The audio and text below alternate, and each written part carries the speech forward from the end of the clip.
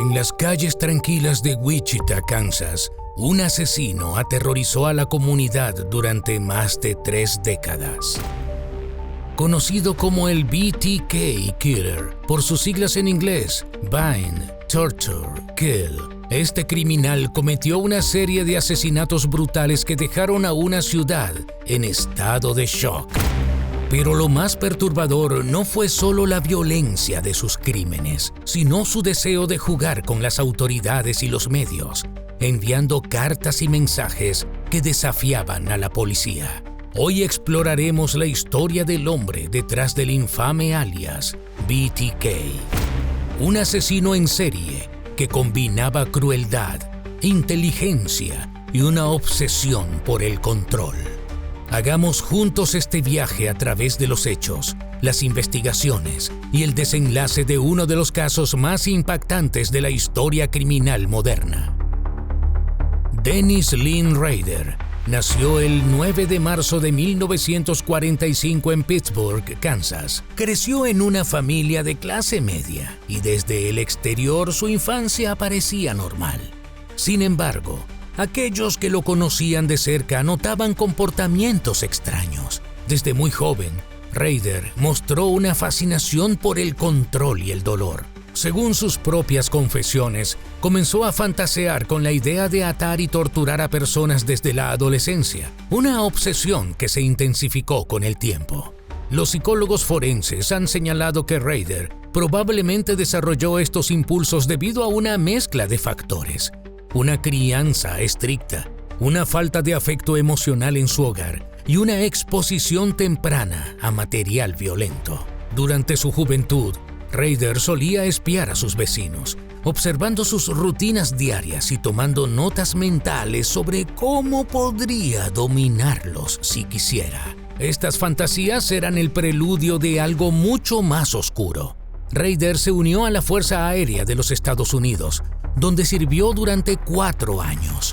En ese tiempo aprendió disciplina y organización, habilidades que más tarde aplicaría en sus crímenes. A su regreso, se casó con Paula Dietz en 1971 y tuvo 2 hijos.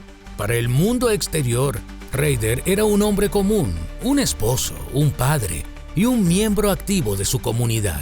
Incluso trabajó como supervisor de cumplimiento de códigos en Park City, Kansas, un trabajo que le permitía moverse libremente por los vecindarios sin levantar sospechas. El reinado de terror de Dennis Rader comenzó el 15 de enero de 1974, cuando asesinó a la familia Otero en su hogar en Wichita. Joseph Otero, su esposa Julie y 2 de sus hijos fueron encontrados muertos. Los Otero habían sido atados, torturados y asfixiados. Este crimen marcó el inicio de una serie de asesinatos que aterrorizarían a la comunidad durante años.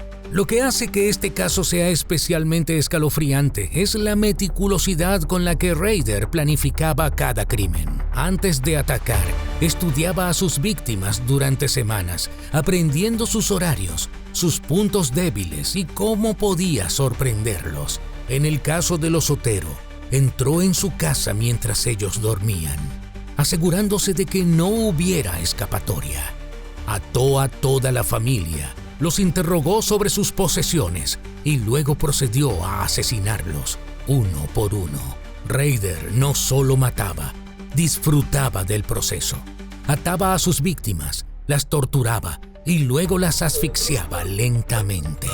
Un método que le daba una sensación de control absoluto. Después de cada crimen, Rader se aseguraba de dejar una marca personal, como un artista firmando su obra. Por ejemplo, en la escena del crimen de los Otero, dejó un mensaje escrito a mano que decía: "No quiero lastimar a nadie más, pero lo haré si es necesario". Este tipo de comunicaciones alimentaban el miedo en la comunidad. Lo que hizo que el caso del BTK fuera único fue la interacción de Rader con las autoridades y los medios. En 1974, después de los asesinatos de los Otero, Rader envió una carta a un periódico local en la que se describía a sí mismo como el BTK Strangler. En la carta incluía detalles de los crímenes que solo el asesino podía conocer. Este fue el inicio de un macabro juego de gato y ratón que duraría décadas. Las cartas de Rader no solo eran mensajes de burla, también contenían pistas deliberadamente ambiguas. En una ocasión envió una foto Polaroid de una de sus víctimas junto con una cuerda usada en el crimen, como si estuviera presumiendo su trofeo.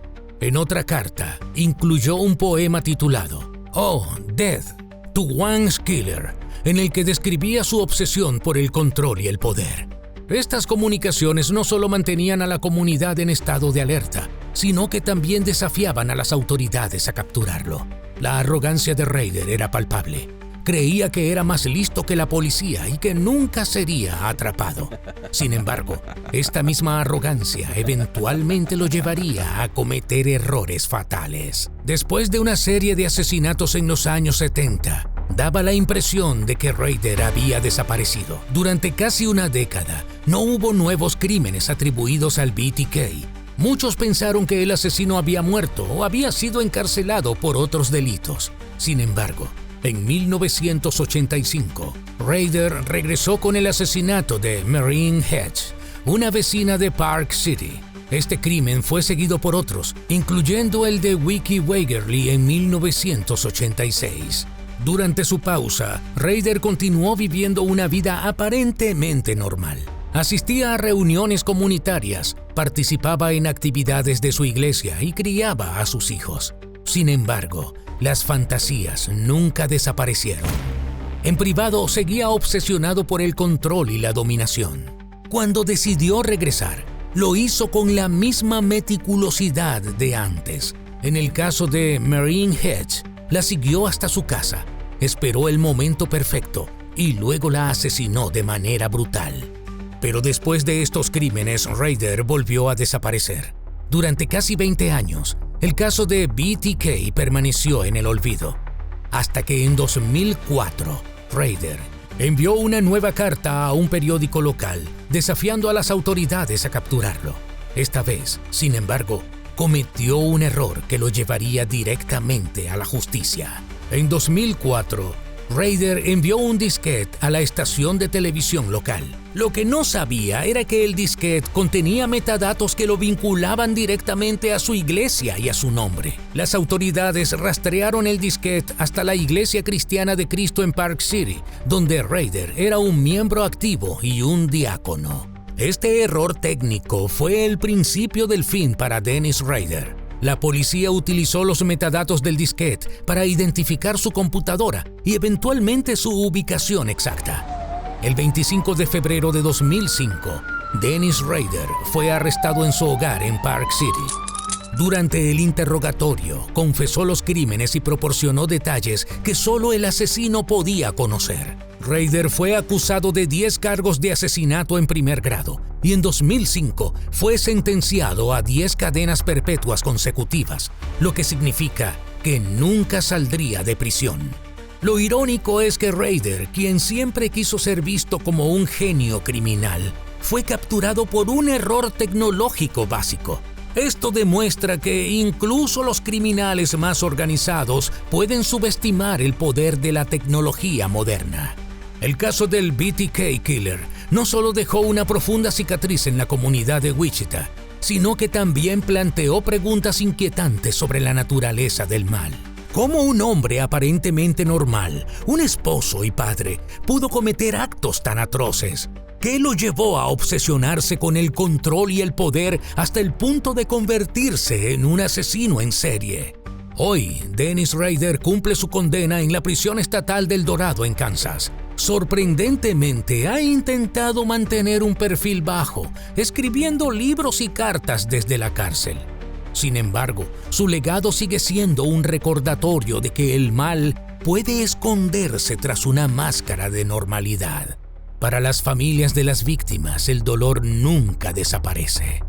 El caso del BTK Killer es una historia que nos confronta con las complejidades de la naturaleza humana, pero también es una llamada a la reflexión y a la acción. Conocer historias como esta nos permite entender las señales de alerta y trabajar para prevenir que hechos tan terribles se repitan.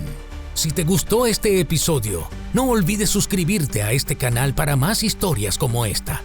Hasta la próxima.